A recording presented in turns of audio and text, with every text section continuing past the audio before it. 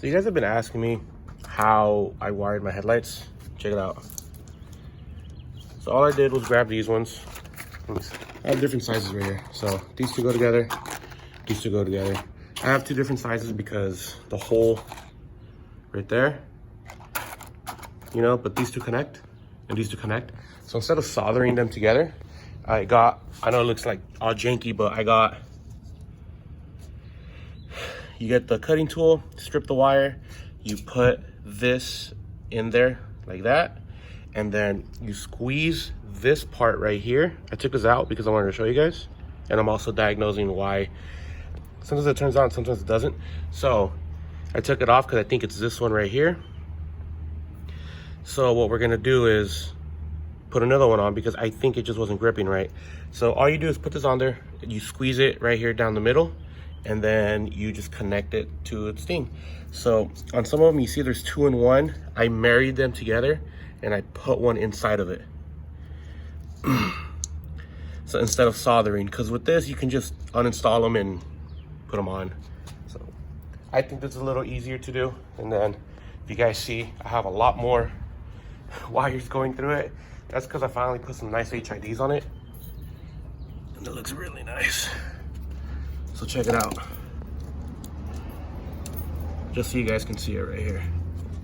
I'm editing the video just to be clear, that way you guys aren't confused or anything. The cables with the red connectors are the ones that are hooked on to the LED strip. So they don't look like that. They usually look like the one by itself, which is right here, the black one. So when you get that, you have a red, a yellow, and a black cable hooked on to the LED strip that you have to marry to your turning signals, which are also red, yellow, and black.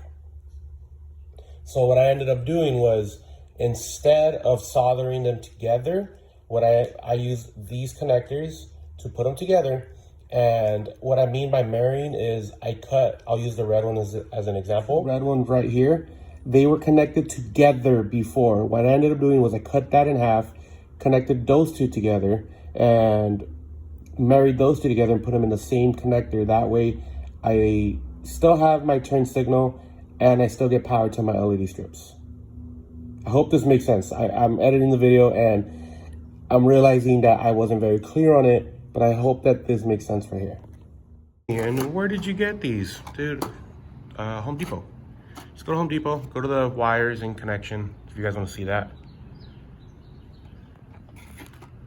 You get your male and your female. Really simple. So I feel like that's a lot easier than soldering them together, than just connecting them. And then when you're done, you can just unhook them or hook them back. So I'm gonna go ahead and do that one right there. I'll try to get it on camera, that way you guys can see how I do it. You get the flat part right here, and you squeeze it in place. Tug it out a little bit. Don't make fun of my nails. Just tug it out a little bit. I want to see if this one was a problem, but let's go ahead and check it out. Oh. Both turn on. Let me go ahead and just turn on daytime running lights.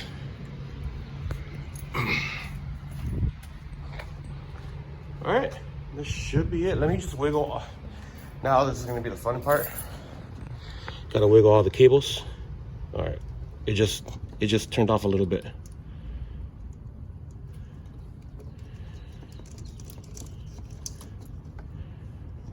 Oh, might have not been that one. I'm just gonna go ahead and replace these two right now. Do the same thing, just to make sure, because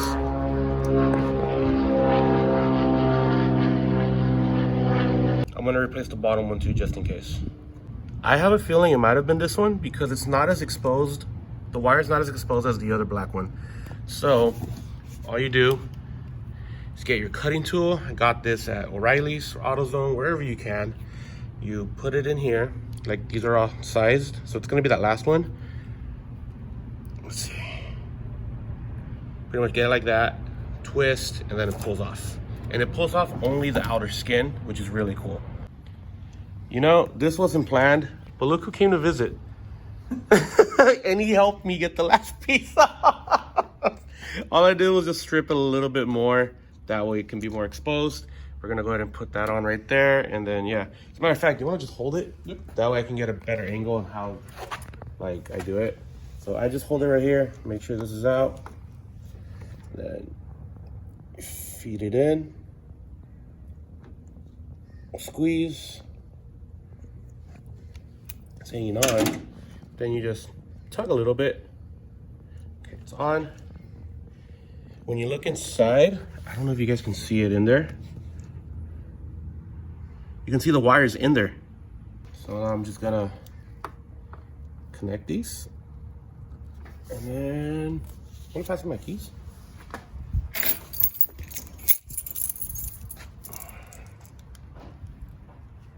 There it is. Both turn on. We are chilling, guys.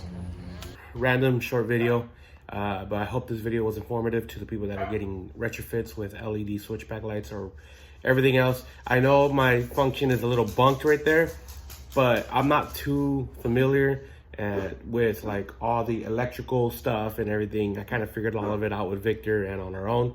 So yeah, it's pretty simple procedure, and so far everything's good. Haven't had any problems with them.